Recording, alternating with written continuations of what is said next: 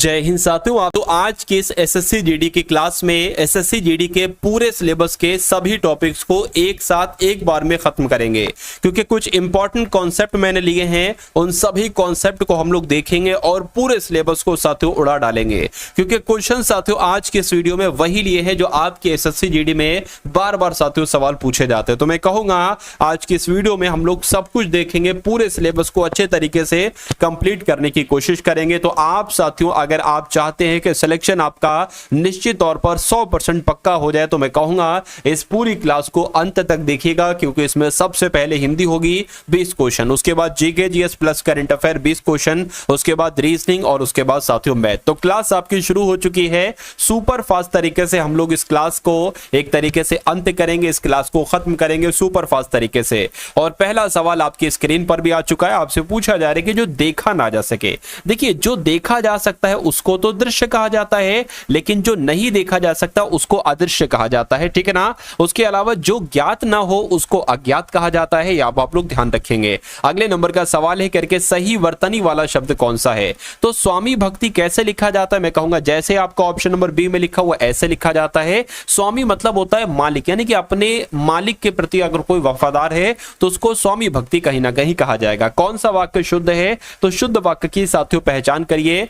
मैंने मौसमी को बुलाई, देखिए ये तो मैंने ही गलत लिखा हुआ है, मैं मौसमी को बुलाता हूं ये भी नहीं सही लग रहा है। मैं मौसमी, यहां पर मौसमी लिखा हुआ है, मैंने मौसमी को बुलाया, ये आपका बिल्कुल सही लग रहा है, यानी कि ऑप्शन नंबर डी वाला वाक्य आपका बिल्कुल शुद्ध है। नेक्स्ट नंबर का सवाल है, कह रहे कि वह थोड़ा ही भोजन करता है, इस शब्द समूह के स्थान पर उचित शब्द आपको बताना है। देखिए कह रहे हैं कि थोड़ा ही भोजन, तो थोड़ा ही भोजन करने वाले को क्या कहा जाता है, मांसाहारी कहा जाता है। मैं कहूंगा नहीं, जो मांस खाता है उसको मांसाहारी कहेंगे। फलाहारी क्या उसको साथियों कहा जाता है, नहीं, क्योंकि फल जो खाता है, फल वगैरह खाकर अपना जीवन व्यतीत करता है उसको फलाहारी कहा जाता है। अल्पाहारी किसको कहा जाता है, जो अल्प का मतलब होता है कम, यानी कि जो कम भोजन करता है, अर्थात जो थोड़ा भोजन करता है उसको अल्पाहारी कहा जाता है। और शाकाहारी साथियों अगर बात करें जिसमें मांस वगैरह जो ना खाता हो उसको शाकाहारी कहा जाता है। खैर नेक्स्ट नंबर का सवाल है आपकी स्क्रीन पर, कह रहे कि यदि कोई त्रुटि नहीं है तो त्रुटि कोई नहीं वाला ऑप्शन आपको चुनना है। वाक्य आपके सामने है कि सोहन की बहन धीरे धीरे पुस्तक पढ़ती है, इसमें दिक्कत कहां पर है मुझे बताइए। देखिए सोहन की बहन बिल्कुल सही, धीरे धीरे कोई दिक्कत नहीं, पुस्तक पढ़ती है तो बिल्कुल सही वाक्य है। मैं कहूंगा ऑप्शन नंबर बी आपका राइट आंसर हो जाएगा, यानी कि इस वाक्य में कोई भी त्रुटि नहीं। तो ऐसा सवाल साथियों आपसे पूछा जाता है, तो मैं कहूंगा कि अगर ऐसा ही सेम टू सेम पेपर आपके सामने इस बार एसएससी जीडी 2025 में आ जाता है, जो आपका अगले वर्ष होगा, तो आप कैसे उसमें अटेम्प्ट करेंगे, कैसी आपकी तैयारी है, हिंदी में कैसी तैयारी है, जीके जीएस करंट अफेयर में कैसी तैयारी है, रीजनिंग मैथ में कैसी तैयारी है, आज की इस वीडियो में हम लोग यहां पर देखेंगे, ठीक है ना। चलिए देखिए यहां पर एक चीज मैं आपको बता दूं जो कि बहुत इंपॉर्टेंट है। एसएससी जीडी की साथियों जब हम लोग यहां पर बात करते हैं और 2025 वाले एग्जाम की बात करते हैं, तो यहां पर अगर बात करें आपकी इससे पहले जो एसएससी जीडी की परीक्षा हुई थी ना, वो फरवरी 2024 में हुई थी। तो अगर मैं चाहूं कि आपका एग्जाम निकल जाए तो मैं आपको क्यों ऐसी चीज ना दे दूं कि जिससे एग्जाम बहुत आराम से निकल जाए। बिल्कुल साथियों देखिए ये समझ लीजिए 20 शिफ्ट जो फरवरी 2024 में आपकी शिफ्ट हुई थी, उनमें से 20 शिफ्ट्स का आपका सोल्यूशन तैयार हो चुका है, हल तैयार हो चुका है, यानी कि हल सहित पीडीएफ जो है ना ये आपकी तैयार हो चुकी है। इसमें कैसे क्या होगा मैं आपको बता देता हूं। जैसे कि मान लीजिए रीजनिंग का कोई सवाल है, उसके नीचे 4 ऑप्शन होंगे और जस्ट नीचे ही उसका सॉल्यूशन होगा। उसी प्रकार हिंदी का कोई क्वेश्चन है, जस्ट उसके नीचे 4 ऑप्शन है और उसके नीचे इसका राइट आंसर भी है, और इस हिंदी के सवाल से संबंधित जो 2 से 3 इंपॉर्टेंट रिलेटिव क्वेश्चन बनते हैं ना, वो भी यहां पर साथियों दे रखे हैं। क्योंकि मेरा मानना है कि अगर ये क्वेश्चन नहीं आए ना 2025 एसएससी जीडी में, तो यहां से क्वेश्चन आपका फंस जाएगा। और मैं कहूंगा अगर मैथ और रीजनिंग के इन सभी कॉन्सेप्ट को आप तैयार कर लेते हैं तो पेपर आपका इससे बाहर नहीं जाएगा। तो ये पीडीएफ आपको साथियों सिर्फ 45 रुपए में दी जा रही है। डिस्क्रिप्शन में लिंक है एसएससी जीडी पीडीएफ करके, उस लिंक पर आप क्लिक करेंगे तो आप हमारे व्हाट्सएप पर आ जाएंगे। वहां पर आपको एक क्यूआर कोड दिया जाएगा, उस क्यूआर कोड पर 45 का पेमेंट करके ये पीडीएफ आप प्राप्त कर लेंगे। उसके अलावा साथियों जनवरी से लेकर अक्टूबर तक की करंट अफेयर भी आपके लिए तैयार कर दी गई है। है तो साथ में ये पीडीएफ भी आपको दी जाएगी, ठीक है ना। चलिए, तो अब यहां पर अगर बात करें, देखिए जन्म से अंधे को क्या कहा जाता है, तो उसको तो साथियों जन्म अंध एक तरीके से कहा जाएगा। क्या कहा जाएगा? जन्मांध एक तरीके से कहा जाएगा। तो जिनका भी आंसर ऑप्शन नंबर ए है बिल्कुल करेक्ट है।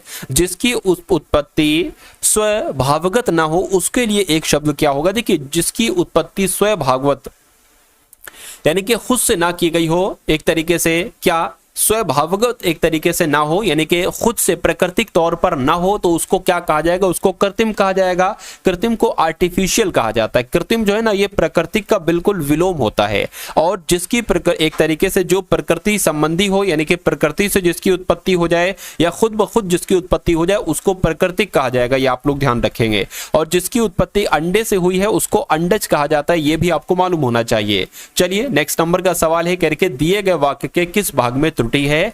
तुम्हें इस बात को अच्छी तरह बूझना समझना चाहिए। तो यहां पर दिक्कत कहां पर लग रही है साथियों, मुझे बताइए। देखिए बूझना समझना ये थोड़ी ना होता है साथियों, तो मैं कहूंगा ये वाली दिक्कत है यहां पर। तो यही आपका राइट आंसर, क्योंकि यही आपसे पूछा गया था। उसके बाद देखिए करके साहित्य और जीवन का अभिन्न संबंधी क्वेश्चन मैं आपको कई बार करा चुका हूं।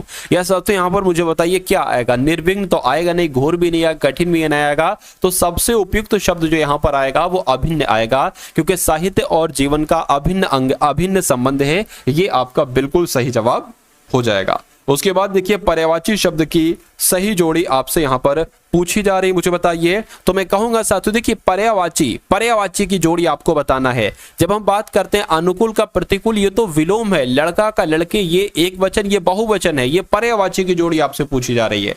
कवि कविता ये अलग चीज है। भौरा अली यानी कि अली को भौरा भी कहा जाता है। तो ये तो एक दूसरे के पर्यायवाची हो जाएंगे। तो यही आपका बिल्कुल करेक्ट आंसर हो जाएगा, ठीक है ना। चलिए, क्योंकि अगर लड़के का यहां पर बालक कहा जाता तो लड़के को बालक भी कहते, तो ये पर्यायवाची हो जाता।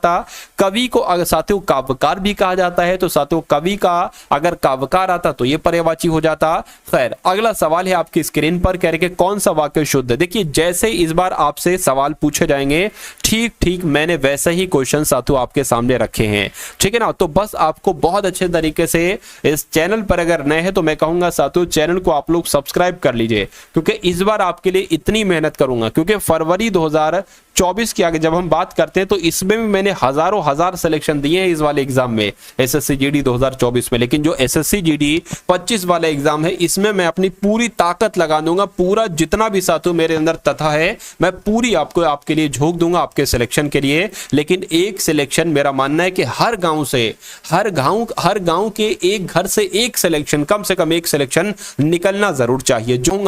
पिछला रिकॉर्ड भी बहुत शानदार रहा, पिछला रिजल्ट भी बहुत शानदार रहा। बहुत सारे बच्चे साथियों लगे हैं। महज कुछ अगर साथियों देखिए जैसे कि आपका अभी एग्जाम जितने भी दिन बचे हैं, ठीक है, तो आप लगातार पढ़ते जाइए। एग्जामिनर की इतनी औकात नहीं साथियों कि उससे बाहर पेपर ही ला दे, क्योंकि मैं आपको सब कुछ पढ़ा दूंगा। धीरे धीरे 1 घंटे 50 मिनट की डेली क्लास होती है। मैं धीरे धीरे आपको उस मुकाम तक पहुंचा दूंगा जिस मुकाम पर जाने के बाद ही साथियों सिलेक्शन होता है। यानी कि कम से कम इतना आपको सिखा दूंगा, इतना आपको पढ़ा दूंगा, इतनी math, reasoning, Hindi, GK, GS आपको समझा दूंगा कि आपका पेपर उससे बाहर ना जाने पाए। कम से कम जो फाइनल कट ऑफ की लिस्ट है उसमें आपका रोल नंबर आ जाए, ठीक है ना। चलिए, खैर कौन सा सवाल है करके कौन सा वाक्य शुद्ध है? इन चारों वाक्यों में से कौन सा वाक्य शुद्ध है? चाहिए तो सवाल ये तो मैं देख चुका ना। मैंने मौसमी को बुलाया, ये सही होना चाहिए। उसके बाद देखिए स्वस्थ का विलोम क्या होगा, मुझे बताइए। तो स्वस्थ का विलोम शुष्क होता है? नहीं साथियों,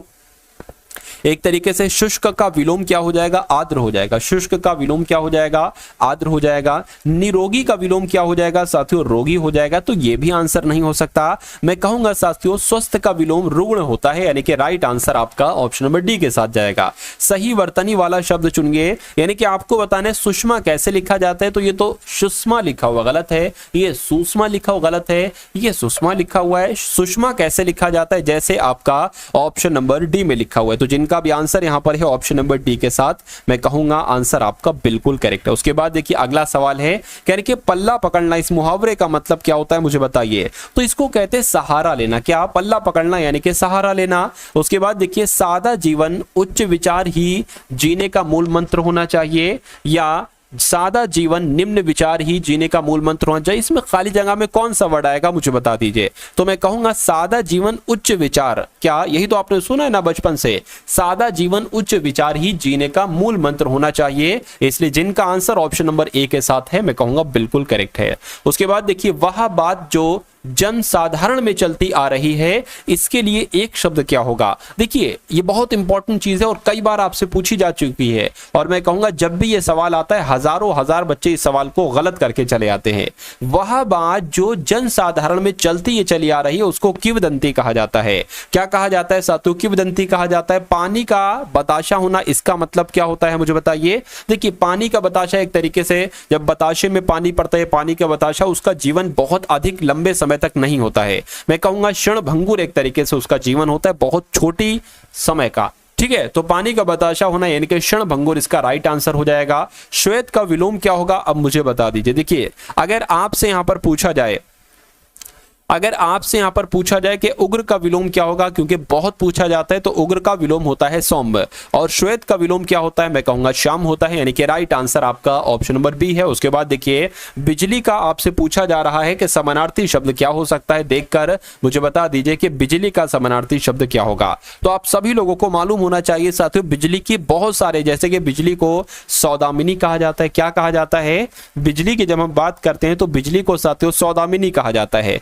बिजली को क्या चंचला कहा जाता है? मैं कहूंगा बिल्कुल बिजली को चंचला भी कहा जाता है। अच्छा, बिजली को चपला भी कहा जाता है। तो मैं कहूंगा साथियों यहां पर आपका right answer option number B हो जाएगा। उसके बाद देखिए अब यहां पर साथियों सामान्य ज्ञान के क्वेश्चंस आपके शुरू हो चुके हैं, ठीक है ना। तो पूरे लगभग 20 सवाल साथियों हम लोग देखेंगे, और मैं कहूंगा इसमें से तकरीबन 10 तो कम से कम करने की कोशिश करिएगा, पूरे सामान्य ज्ञान। और उसके बाद रीजनिंग के सवाल और मैथ के सवाल। ये समझ लीजिए ऐसा आपको पढ़ा दूंगा कि रीजनिंग का हर एक सवाल आप एग्जाम में आपको पढ़ाया हुआ आएगा, और मैथ का हर एक सवाल आपको पढ़ाया हुआ आएगा, यानी कि 40 क्वेश्चंस में से 40 क्वेश्चन आप बिल्कुल सही करेंगे साथियों, किसमें? मैथ और रीजनिंग में। चलिए इनमें से कौन स्वतंत्रता सेनानी मोतीलाल नेहरू के साथ स्वराज पार्टी के संस्थापक थे? तो मैं कहूंगा स्वराज पार्टी का गठन कब किया गया था? 1923 में इनका गठन किया गया था, और इसके किसके द्वारा किया गया था? देशबंधु चित्तरंजन दास के द्वारा और मोतीलाल नेहरू के द्वारा। तो यहां पर मोतीलाल नेहरू तो लिखे हैं, चित्तरंजन दास आपका यहां पर राइट आंसर हो जाएगा। अगला सवाल आपकी स्क्रीन पर, निम्नलिखित में से किसने खिलाफत आंदोलन का नेतृत्व किया था? देखिए अब यहां पर अगर बात करें साथियों, ये क्वेश्चन की अगर बात करें बहुत इंपॉर्टेंट है।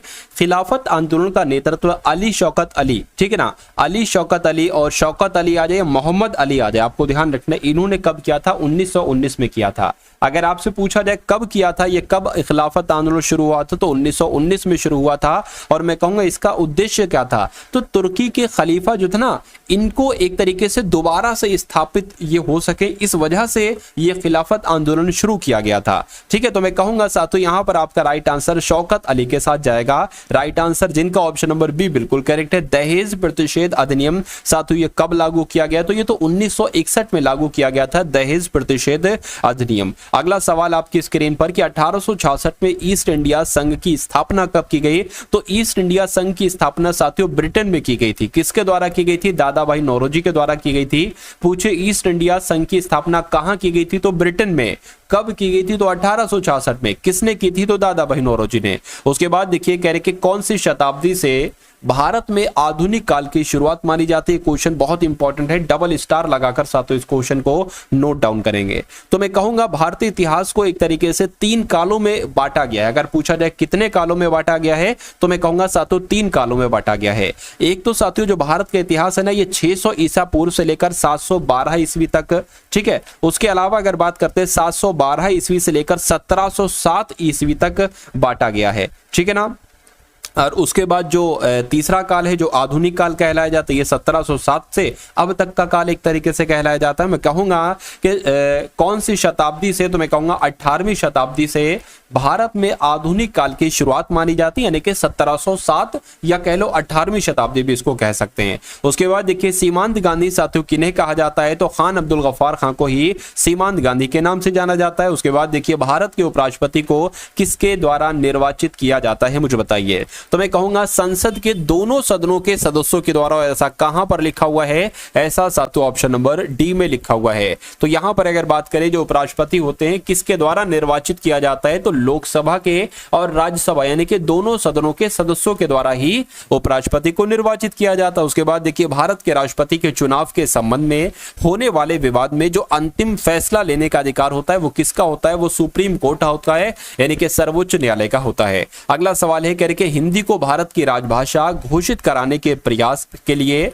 किस स्वतंत्रता सेनानी को याद किया जाता है? तो किसको याद किया जाता है? मैं कहूंगा पुरुषोत्तम दास टंडन जी को याद किया जाता है। सही जवाब आपका ऑप्शन नंबर ए हो जाएगा। इस ब्रह्मांड में मौजूद प्रत्येक वस्तु जो पदार्थ से निर्मित है उसे वैज्ञानिकों ने नाम दिया। तो उसको क्या नाम दिया गया? उसको द्रव्य कहा गया। क्या कहा गया? देखिए जो भी ब्रह्मांड में मौजूद प्रत्येक वस्तु जो पदार्थ से बनी हुई है उसको द्रव्य कहा जाता है। क्या? द्रव्य यानी कि साथियों उसको मैटर कहा जाता है। अगला सवाल आपकी स्क्रीन पर कह रहे हैं कि अफ्रीका में जो किलिमंजारो है ना, किलिमंजारो ये आखिर क्या है? ये सबसे लंबी नदी है या सबसे बड़े घास के मैदान है या सबसे घने जंगल है या ज्वालामुखी पर्वत है? मैं कहूंगा साथियों ये तो ज्वालामुखी पर्वत है। क्या है साथियों? ये ज्वालामुखी पर्वत है। चलिए तो आपका राइट आंसर जो जाएगा वो ऑप्शन नंबर डी के साथ जाएगा। सीरिया की राजधानी की जब हम बात करते हैं तो सीरिया की राजधानी क्या है मुझे बताइए। चलिए देखिए यहां पर अगर बात करते हैं दोहा की राजधानी क्या है? तो दोहा की राजधानी साथियों कतर है। अगर आदिस अबाबा की अगर आपसे पूछा जाए क्या कि दोहा की अगर साथियों बात करते हैं ना तो दोहा किसकी राजधानी है? दोहा कतर की राजधानी हो गई। आप लोग ध्यान रखेंगे। अच्छा बहरीन भी आपने सुनी होगी कि बहरीन की राजधानी क्या है? बहरीन की जब हम बात करते हैं तो बहरीन की राजधानी साथियों मनामा है। क्या है साथियों? बहरीन की राजधानी मनामा है। ये भी आप लोग ध्यान रखेंगे, ठीक है ना। लेकिन यहां पर अगर बात करें सीरिया की राजधानी क्या है? तो सीरिया की राजधानी साथियों कहीं पर दमास्कस भी लिखा होता है, दमिश्क वगैरह भी लिखा होता है, ऐसे अलग अलग चीजें लिखी होती हैं।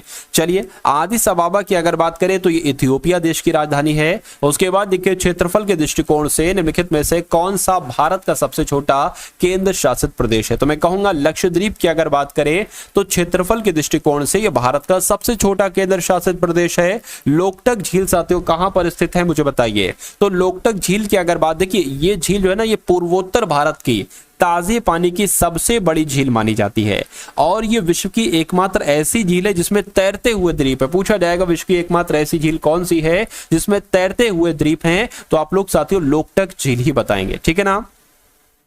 अब यहां पर अगर बात करिए किस राज्य में है तो मैं कहूंगा ये तो मणिपुर में है। तो इस प्रकार जिनका आंसर जो लोग ऑप्शन नंबर ए के साथ बिल्कुल करेक्ट है। अगला सवाल कह रहे कि किस नदी को बंगाल का शोक कहा जाता है मुझे बताइए। चलिए तो बंगाल का शोक की अगर बात करें तो साथियों दामोदर नदी को कहा जाता है। क्या? दामोदर नदी को ही बंगाल का शोक कहा जाता है। किस राज्य विधानसभा में एंटी पेपर लीक विधेयक पास हुआ? तो अभी हाल फिलहाल की अगर बात करें तो बिहार में साथियों बिहार की विधानसभा में एंटी पेपर लीक विधेयक को एक तरीके से पास किया गया। अंडमान निकोबार के अभी डीजीपी जो बने हैं इनका नाम क्या है? तो इनका नाम साथियों HGS धालीवाल है। क्या नाम है साथियों? HGS धालीवाल इनका नाम है और ये अंडमान निकोबार के डीजीपी बने हैं।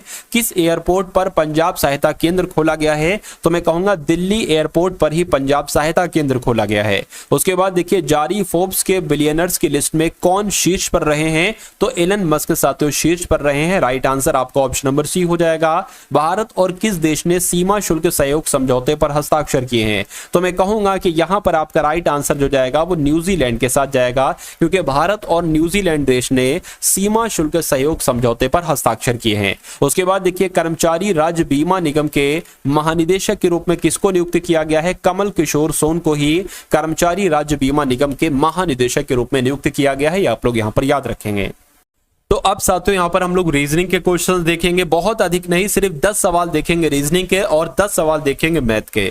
चलिए तो पहला सवाल आपकी स्क्रीन पर आ चुका है और सभी क्वेश्चन बहुत इंपॉर्टेंट, बहुत टॉप लेवल के हैं। यानी कि पुलिस, पुरुष और पति के लिए सबसे बढ़िया जो वेन आरेख बनता है वो आपको बताने। देखिए अच्छा यहां पर अगर बात करते हैं साथियों, मान लीजिए क्या हो गए, ये आपके पति हो गए। ये कौन हो गए? पति हो गए। इतना मैं कह सकता हूं कि जितने पति होते हैं वो सब के सब पति साथियों कौन होते हैं? पुरुष होते हैं। तो ये आपके पुरुष हो गए, यानी कि सभी पति जो होते हैं ना वो पुरुष की कैटेगरी में ही आएंगे। अब यहां पर अगर बात करें पुलिस की तो मैं कहूंगा पुलिस का जो आरेख बनेगा ना वो कुछ इस प्रकार से बनेगा। ये पुलिस आपकी होगी। कैसे हो गई? क्योंकि कुछ पुलिस पति भी हो सकता हो और कुछ पुलिस पुरुष हो लेकिन पति ना हो, भाई कुंवारे भी हो सकते हैं, और कुछ पुलिस हो सकता है, लेडीज पुलिस हो तो ये लेडीज पुलिस हो गई। तो मैं कहूंगा ऐसा आपका आरेख कहां पर बना हुआ है, चारों को देखिए और मुझे बताइए। मैं कहूंगा ऐसा तो सबसे सटीक जो लग रहा है वो ऑप्शन नंबर ए का ही लग रहा है। उसके बाद देखिए नेक्स्ट नंबर का सवाल है आपके स्क्रीन पर, इस सवाल को देखिए और मुझे बता दीजिए कि आपका राइट आंसर साथियों यहां पर क्या हो सकता है, किस ऑप्शन के साथ आपका यहां पर राइट आंसर जाएगा। चलिए देखिए, कहा जा रहा है कि शहद का जो संबंध मधुमक्खी से वही संबंध चीनी का किससे होगा। तो जिस प्रकार शहद मधुमक्खी के द्वारा प्राप्त होती है उसी प्रकार चीनी गन्ने से प्राप्त होती है, इसलिए राइट आंसर यहां पर जिनका भी ऑप्शन नंबर सी के साथ है, मैं कहूंगा आंसर आपका बिल्कुल करेक्ट है। नेक्स्ट नंबर का सवाल है, कह रहे कि उस विकल्प का चयन कीजिए जिसका तीसरा पद से वही संबंध है जो दूसरे पद का पहले पद से है। तो यहां पर अगर साथियों अब हम लोग बात करें, देखिए टी से जी हुआ है, ए से जेड हुआ है, एन से एम हुआ है, जी से टी हुआ है और वाई से बी। अच्छा, यहां पर मुझे एक चीज देखकर समझ में आ रही है कि बी का अपोजिट होता है वाई, टी का अपोजिट होता है टी और एन का अपोजिट होता है एम और ए का होता है जेड, लेकिन टी का जी होता है, बिल्कुल टी का जी हो जाएगा। तो मैं यहां पर कहूंगा कि पी का साथियों अपोजिट क्या होता है, पी का के होता है। आर का क्या होता है, देखिए दो चीजें मैं आपको बता देता हूं, एक तो ये शर्ट और गेज, यहां से बहुत सारी बनते हैं।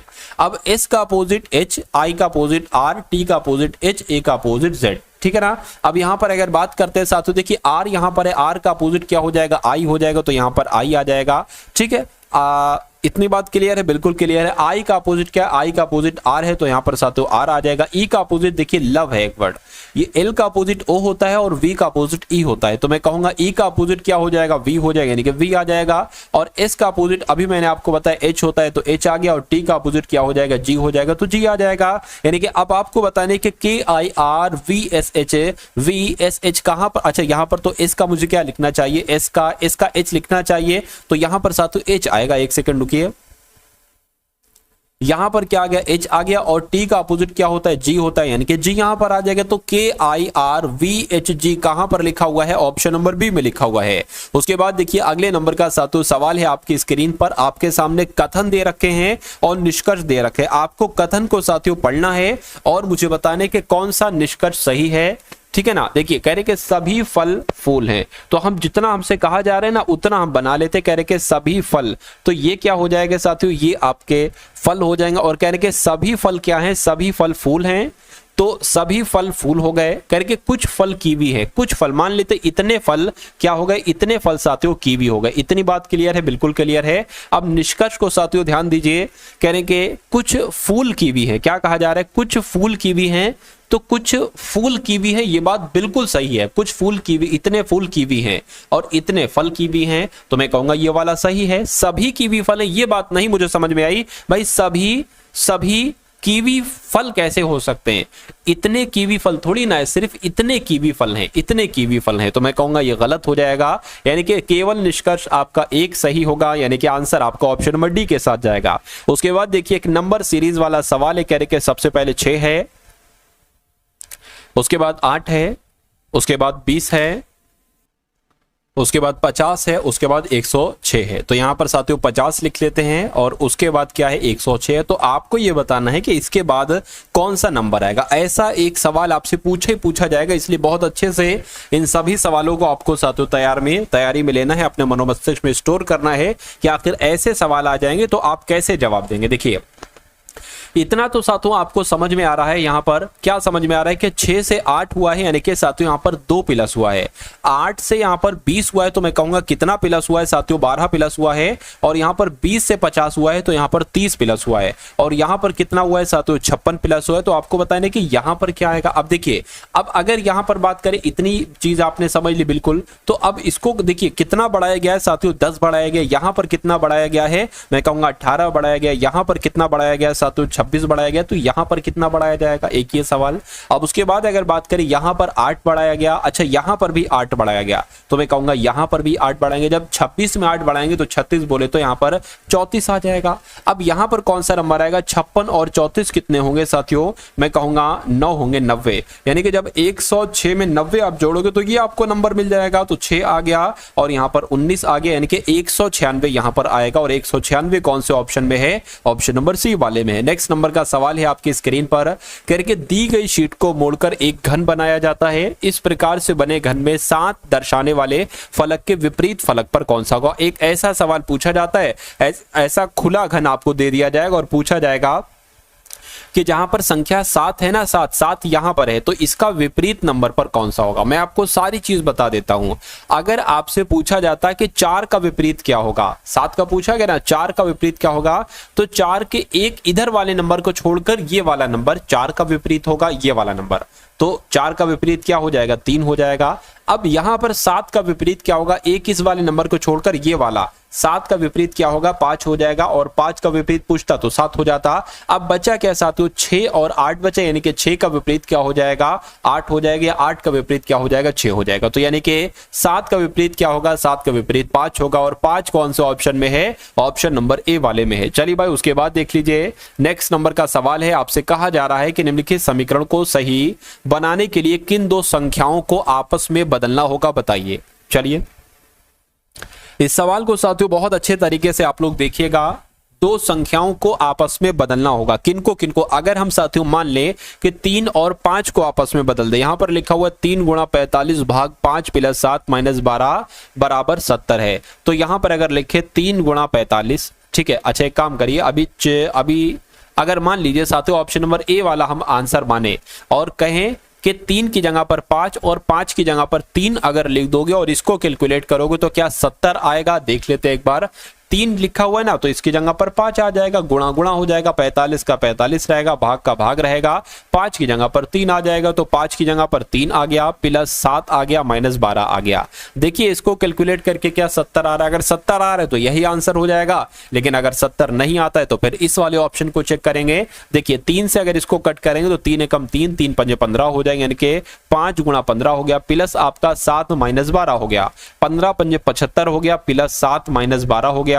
75 और 7 कितना हो जाएगा, 80, 81, 82, 82 -12 की अगर बात करें क्या 70 होता है। देखिए जरा, 2 में से 2 जाएगा, 0 बचेगा, 8 में से 1 जाएगा, 7 बचेगा। बिल्कुल साथियों 70 बराबर 70 आ गया, यानी कि आपका राइट आंसर जो है ना वो ऑप्शन नंबर ए वाला ही है, बी वाले को आपको चेक करने की जरूरत ही नहीं पड़ी। उसके बाद देखिए नेक्स्ट नंबर का साथियों सवाल है आपकी स्क्रीन पर। यहां पर अगर बात करें क्या करना है, देखिए ये आपका एक दर्पण है और ये आपके सामने एक वर्ग है, उसके अंदर कुछ संख्याएं लिखी हुई हैं। कहने के बिल्कुल अगर ये वर्ग एक आईने में जब आप देखते हो तो ये आईने में कैसा दिखेगा, तो आईने में कैसा दिखेगा मैं बनाने की कोशिश करता हूं साथियों। देखिए 2 इधर को है ना, तो 2 इधर को आ जाएगा, और 2 किस टाइप से आएगा, कुछ इस टाइप से बनेगा। 5 की अगर बात करें तो 5 साथियों कुछ इस टाइप से बनेगा, और 6 की बात करें 6 इस टाइप से बनेगा। अब 9 की बात करें साथियों तो 9 की अगर बात करें 9 ऐसे आपका बनेगा, 3 आपका ऐसे बनेगा, और 2 आपका ऐसे बनेगा। ऐसे क्या यहां पर बनाओ, नहीं 2 नहीं बनाओ यहां पर ऐसे, ठीक है। यहां पर बना नहीं साथियों, यहां पर भी नहीं, ठीक है ना। मैं कहूंगा साथियों ऐसा आपका बन रहा है, तो आपका right answer option number B के साथ जाएगा। नेक्स्ट नंबर का सवाल है करके उस विकल्प का चयन करें जो तीसरे संख्या से उसी तरह से संबंधित है जैसे दूसरी संख्या पहली संख्या से संबंधित है। तो यहां पर अगर साथियों हम लोग बात करें, यानी कि 7 का संबंध जैसे 36 से है, ठीक है, 7 का संबंध जैसे 36 से है, वैसे ही 5 का संबंध साथियों किससे होगा। बस इतनी सी बात आपसे यहां पर पूछी जा रही है, तो बस थोड़ा सा आपको दिमाग लगाना है, और अगर आप थोड़ा सा दिमाग लगाएंगे तो मेरा मानना है कि सही जवाब तक आप बहुत आराम से पहुंच जाएंगे। अब देखिए यहां पर 7 से 36 कैसे हुआ। अगर हम साथियों 7 की गुणा साथियों 6 से कराए, 7 छंग 42 हो जाएगा, और इसमें से 6 माइनस करने तो कितना मिल जाएगा, 36 मिल जाएगा। उसी प्रकार अगर हम साथियों 5 की गुणा 6 से कराते हैं और इसमें से साथियों 6 माइनस कर देते हैं, 5 छंग 30 माइनस 6 कितना आ जाएगा, 24 आ जाएगा। तो मैं कहूंगा यहां पर 24 आना चाहिए, और 24 कौन से ऑप्शन में है, तो ऑप्शन नंबर डी वाले में। उसके बाद देखिए अगला सवाल, कहने के वॉल्यूम यानी कि VOLUME को AUQARI लिखा जाता है, तो डिजाइन को साथियों क्या लिखा जाएगा मुझे बताइए। देखिए ये देखिए मैं लिख देता हूं साथियों, ये V होता है 22 पर, O होता है 15 पर, L होता है 12 पर, U होता है 21 पर, M होता है 13 पर, E होता है 5 पर, A होता है 1 पर, U होता है 21 पर, Q होता है 17 पर, A 1 पर, R 18 पर होता है, और I होता है 9 पर। अब यहां पर अगर बात करें ये 4 पर होता है, ठीक है ना। ये 4 पर हो जाएगा, ई 5 पर हो जाएगा, एस 19 पर हो जाएगा, आई 9 पर हो जाएगा, जी 7 पर होता है हो जाएगा, एन 14 पर हो जाएगा। अब देखिए ये 22 से एकदम एक हुआ, एक का मतलब यहाँ पर 27 है, मतलब ए, जेड के बाद ए ही तो आता है। तो कितना बढ़ाया गया है साथियों? 23, 24, 25, 26 और एक, यानी कि साथियों साफ साफ आपको कितना बढ़ाया गया? 5 बढ़ाया गया है। तो सबसे पहले साथियों 5 बढ़ाया गया है, उसके बाद 15 से 21 हुआ, यहाँ पर कितना बढ़ाया गया है साथियों? 6 बढ़ाया गया है, ठीक है ना। उसके बाद 12 से 17 हुआ, यानी कि साथियों 5 बढ़ाया गया है, और यहाँ पर 21 से 1 हुआ है, तो मैं कहूंगा कितना बढ़ाया गया है? जब 21 से 1 हुआ है तो 22, 23, 24, 25, 26, 27, ठीक है ना, यानी कि 1, तो यहाँ पर 6 बढ़ाया गया। तो ऐसा ही ऐसा चल रहा है क्या? 5 बढ़ाया 6 बढ़ाया, देखिए जरा, ठीक है। 13 से साथियों 18 हुआ है, कितना बढ़ाया गया? मैं कहूंगा 5 बढ़ाया गया है। और ये क्या है साथियों? 5 पर होता है 9, यहां पर तो 4 बढ़ा दिया गया, ठीक है ना। यहां पर साथियों कितना बढ़ाया गया? 5 से 9 हुआ है ना, 5 से 9 तो 4 बढ़ाया गया, तो कोई दिक्कत नहीं, यहां पर भी यही लॉजिक हम लगाएंगे। तो सबसे पहले साथियों इसमें जब हम 5 बढ़ाएंगे, 4 में 5 बढ़ाएंगे तो 9 हो जाएगा। 9 कहां पर आता है? आई पर आता है, और आई सबसे पहले कहां पर ले? एक यहां पर और एक यहां पर भी कुछ लग रहा है, हो सकता है कुछ दिक्कत हो, खैर ठीक है। अब फिर 6 बढ़ाया जाएगा, यानी इसमें 6 बढ़ाएंगे 11 आ जाएगा, 11 पर आता है साथियों के।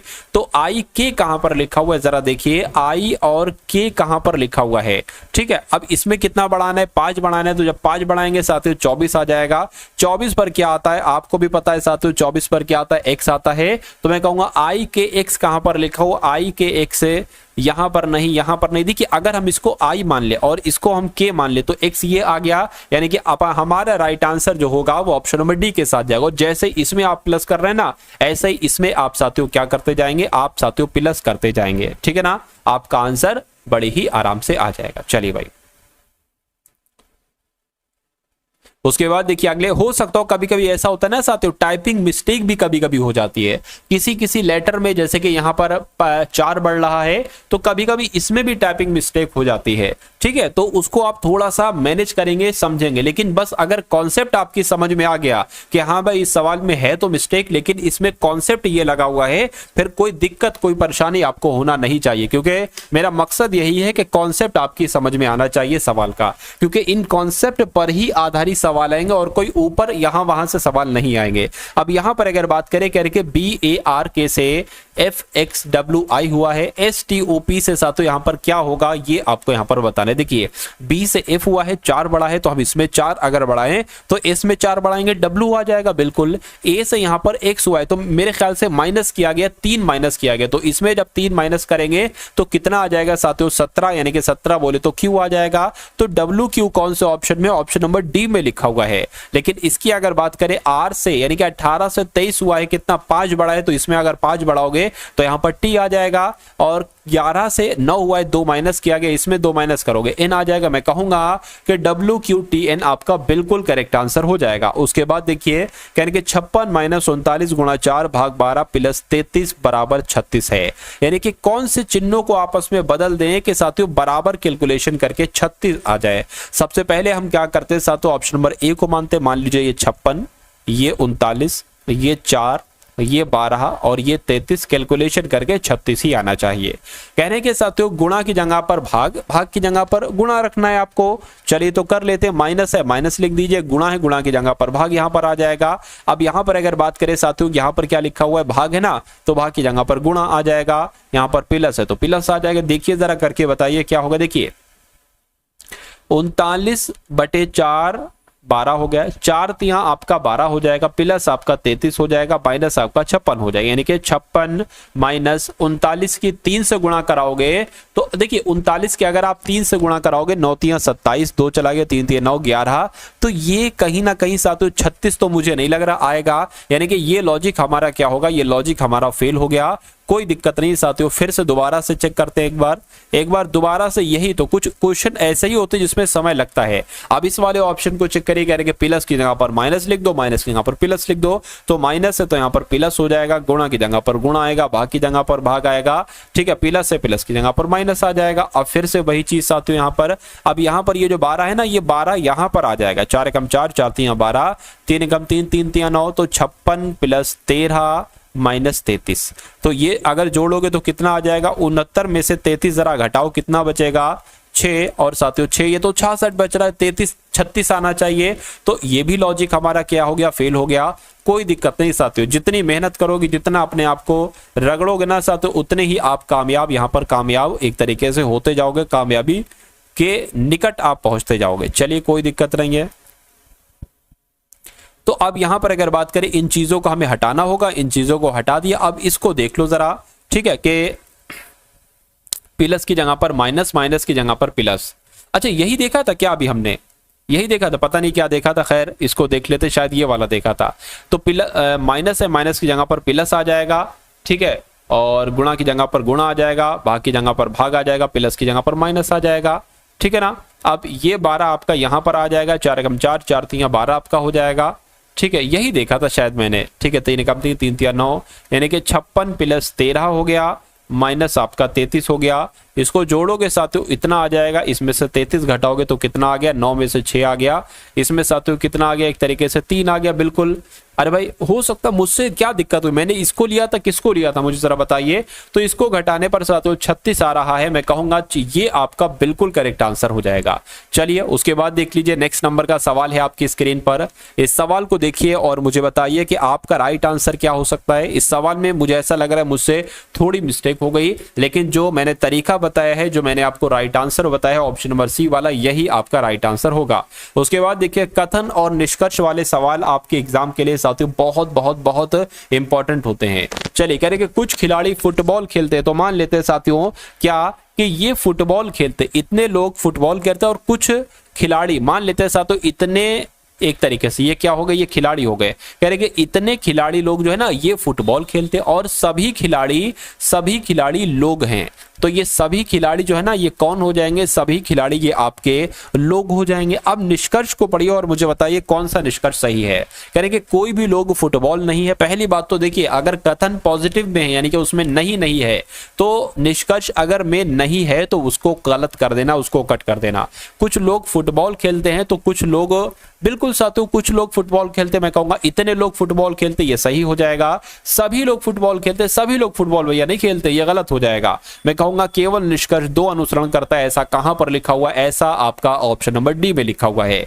चलिए भाई उसके बाद देखिए नेक्स्ट नंबर का सवाल है, बहुत शानदार सवाल है। चलिए कहा जा रहा है कि ए बी सी डी नाम के 4 पुरुष हैं और एम एन ओ और पी नाम की 4 महिला है। एक गोल मेज के परिता एक महिला के बाद, अच्छा मतलब एक गोल मेज है तो एक गोल साथियों ये हमने मेज बना ली और 8 लोग हैं, 1 2 ठीक है 3 4 5 6 7 8 लोग हैं ना, बिल्कुल साथियों 8 लोग हैं। उसके बाद कहा जा रहा है महिला के, अच्छा यहां पर लिखा हुआ है परिता एक महिला के बाद एक पुरुष के वैकल्पिक क्रम में, यानी कि जो क्रम है ना वो एक महिला एक पुरुष, एक महिला एक पुरुष ऐसे करके है। यानी कि पी जो है ना ये बी और ए के बीच में है, ठीक है। ए एन के ठीक बगल में है, डी के सामने बैठा है, यानी कि ए जो है ना ये एन के तो बगल में है लेकिन ए डी के सामने बैठा है, पी के सामने बैठी है एम।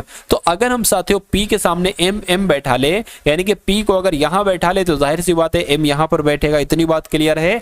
अब यहां पर अगर साथियों बात करें, कह रहे कि पी जो है ना पी यानी कि ये बी और ए के बीच में बैठी, मान लीजिए बी अगर यहां पर ए यहां पर, यानी कि बी और ए के बीच में बैठी है पी, लेकिन हो ये भी सकता था ए यहां पर होता बी यहां पर होता, लेकिन हम करके देखते अगर सही सब कुछ चलता है तो ठीक, वरना ए को यहां पर बैठा लेंगे बी को यहां पर बैठा लेंगे। उसके बाद कहने के एन के ठीक बगल में है ए, एन के ठीक यानी कि एन यहां पर हो जाएगा, एन के ठीक बगल में है ए और ए जो है ना ए ये डी के सामने बैठा है, यानी कि डी के सामने बैठा है ए तो डी यहां पर आ जाएगा।